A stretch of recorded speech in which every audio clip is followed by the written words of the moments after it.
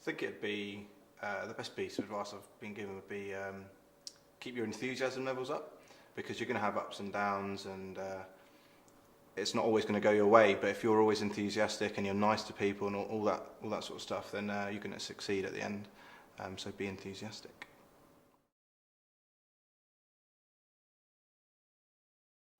Leaving university, it can be very daunting. Like, you've got a whole exciting new adventure in front of you, and it's important to, don't stop. Like, it's often the case, teams go for, on holiday, take a break for 2 months and kind of forget what they've learned at uni.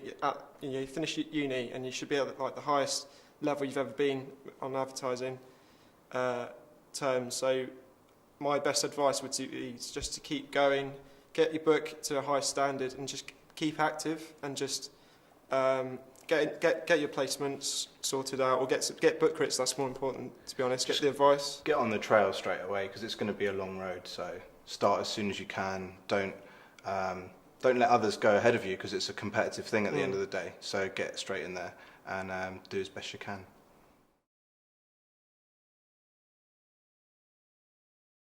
It's quite interesting, actually. We before we left, we entered a Twitter competition to have an hour with the creative directors at Archibald Ingle Stretton, and we were the 1,000th follower, so got an hour with Steve Stretton and Matt Morley Brown. They liked our book, so we sent them. They liked the design of our front cover on our portfolio, so we sent a T-shirt specially designed to them with that design on it, and just to keep in the forefront of their minds. And then after we finished, we graduated from university, got in for a placement, worked hard, and then we got extended and then eventually hired. So it started all the way back from university and putting the effort in right there and then. But it was also keeping, in touch with the industry by, following, getting involved with everything, like through Twitter, following people, inspiring people, and following blogs, and from doing that. If we didn't do that, we wouldn't be where we are today. So it's all down to that, really, just keeping active. Yeah.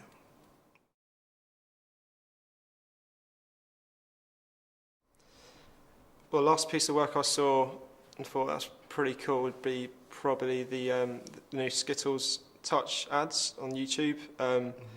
It was kind of really cool to see. Basically, the first thing I saw was kind of interacting with YouTube. But normally, just it's a standard YouTube clips. You've seen the Tipex thing, which was quite cool. But this was the first thing we could actually touch the screen and interact with it. And it was with the cat. It was pretty creepy. Nice and simple. Yeah, it was simple. It was one of those ideas you think, oh, I wish I thought of that. So.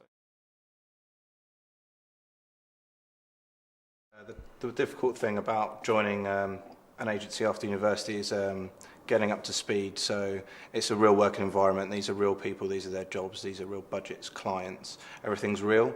So it's you put a lot of pressure on yourself, but you just try and do your best. And it's just getting up to speed.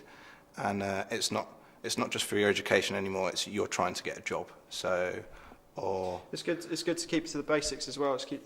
Everything keeps things simple. At the end of the day, university does teach you to, make adverts. So it's always, what are the benefits? Just keep everything simple. But obviously, you've got to work to, certain deadlines. So you've got to just make sure you get there, and also always show more ideas. If they ask for 3, show 6. Yeah. Just work as hard as you can, basically.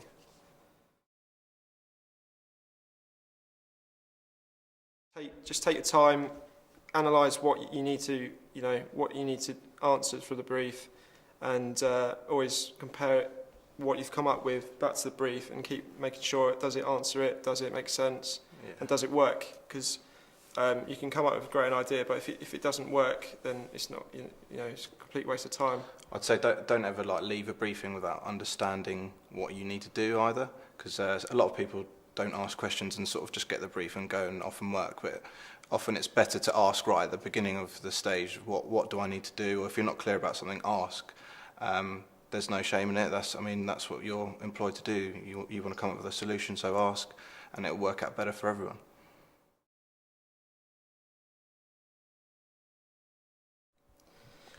I I think inspiration is not something you try and look for.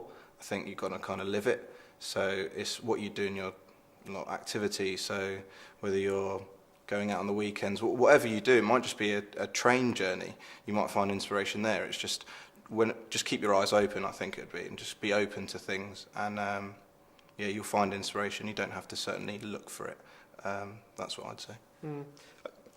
I mean, I agree. I look for anyway. Just realise, being a creative person, you've got to be open to anything. So you've got to take in everything, do everything. If there's a certain kind of gallery going, or your friends invited you to go to some wacky party, like get involved in it and take part. And you never know, that might help you in the future somehow. Yeah, be a yes man. Yeah, yes, that's basically what you've got to do. Just say get yes involved. to everything. Yeah. You'll experience cool stuff, and something might It's come pretty- of it. pretty It's cool, yeah.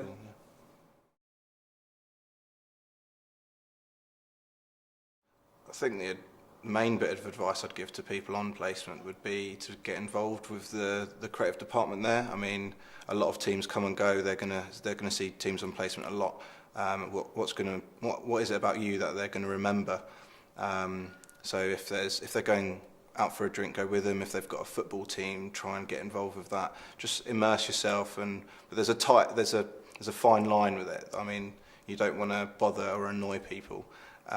So there's common sense really. So if they're busy, don't bother them. But otherwise, just get involved.